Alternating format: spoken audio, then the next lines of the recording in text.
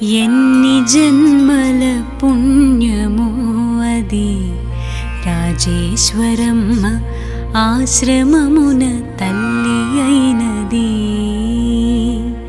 శ్రీరామావధూత అమ్మ వాక్కును రాజేశ్వరమ్మ పదురికి పంచి ఇచ్చెను.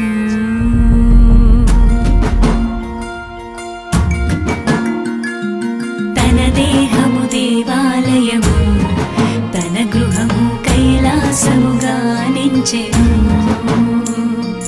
అతిథి అభ్యాగతులను దైవముగా పూజించి సేవ చేసెను. అన్నాన్ని వండి పెట్టెని, తనలోని ప్రేమనంత పంచి పెట్టెని. దైవనామ పానీయమే మానవాళి అమృతమని తేల్చి చెప్పెని.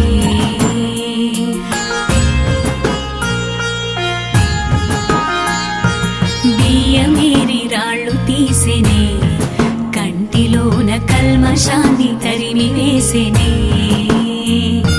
కూరలను తరిగి పెట్టెలే, మనసులోని కోరికలను తుంచి వేసెలే. పిల్లలకు జడలు వేసెనే, ఆ దైవాన్ని మనమునందు బంధించెనే. పతిపాద సేవలోననే సాక్షాత్తు శ్రీపతికి కనుల నింపెని.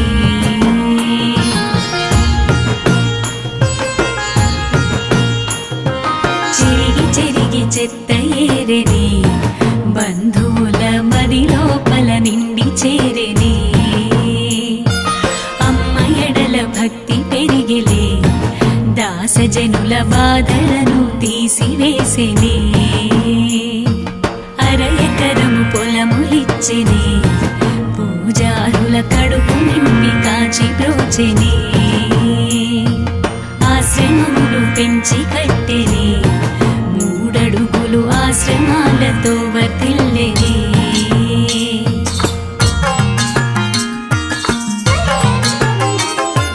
తామరాకు పైన బొట్టుల రాజేశ్వరమ్మ ఇంటిలోన సంచరించెని. ఇంటి పనులు ముగియుటతోనే రాజేశ్వరమ్మ సమాధి స్థితి నుండెని.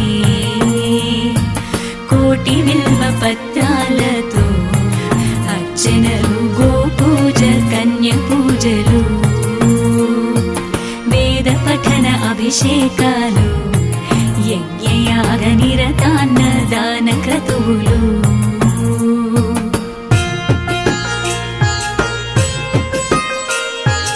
ఆశ్రమమున నిండి వెలుగగా రాజేశ్వరమ్మ ఉల్లమెల్ల రంజింపగా.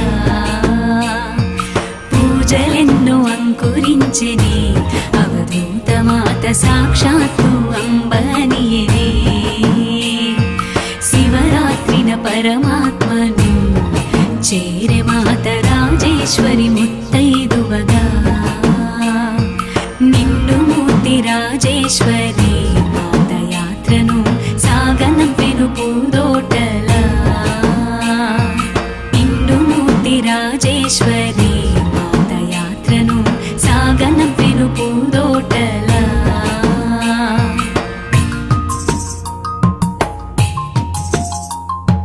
సాధనతో పరమాత్ముని తన రక్తములో కలిపి వేసే అమ్మ తీరుగా. ధన్యజీవి రాజేశ్వరి మాతమమ్ము దీవింపుము దైవ సాక్షిగా. ధన్యజీవి రాజేశ్వరి మాతమమ్ము దీవింపుము దైవ సాక్షిగా.